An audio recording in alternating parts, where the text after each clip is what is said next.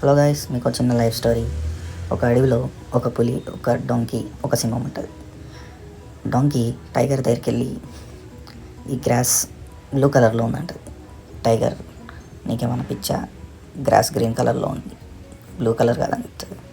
సరే, మన ఇద్దరికి ఎందుకు కూడా అడవికి రాజైన సింహం దగ్గరికి వెళ్ళి కనుక్కుందాం, ఎవరు రైట్ ఎవరు రాంగో అని పులి అంటుంది.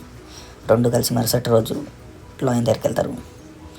లాయన్ని అడుగుతారు, గ్రాస్ బ్లూ ఉంటుందని డాంకీ అంటుంది, గ్రాస్ గ్రీన్ కలర్లో ఉందని నేను అంటున్నాను టైగర్ అంటుంది.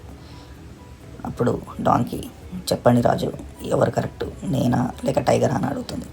అప్పుడు సింహం, ఓ డాంకీ, నువ్వే రైట్, గ్రాస్ బ్లూ కలర్లోనే ఉంటుంది, నువ్వు రైట్ అన్నందుకు అండ్ టైగర్ రాంగ్ అయినందుకు టైగర్ 1 year సైలెన్స్ ఉంటుందని పనిష్మెంట్ అని చెప్పి అక్కడి నుంచి డాంకీని పంపిస్తుంది. డాంకీ వెళ్ళాక టైగర్ లాయన్తో, ఓ రాజుగారు, గ్రాస్ గ్రీన్ కలర్లో ఉంటుంది కదా, మరి ఆ డాంకీ మాటలు మీరు ఎలా నమ్మి అండ్ నాకు పనిష్మెంట్ ఎందుకు ఇచ్చారు అంటుంది. అప్పుడు లాయన్, అది తెలివి లేనిది, దాంతో నువ్వు సంభాషణ ఆడి నీ మైండ్ ఖరాబ్ అవుతుంది, వాళ్ళకు తెలివి లేని వాళ్ళతో పోట్లాడి టైం వేస్ట్, వాళ్ళు అన్నది రైట్ అని చెప్పి మనం సైలెంట్గా వెళ్ళిపోవడం correct.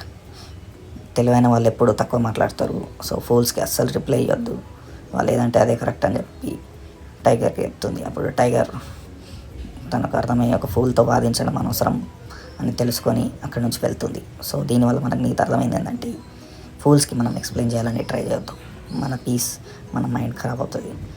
So less talk, great work is important.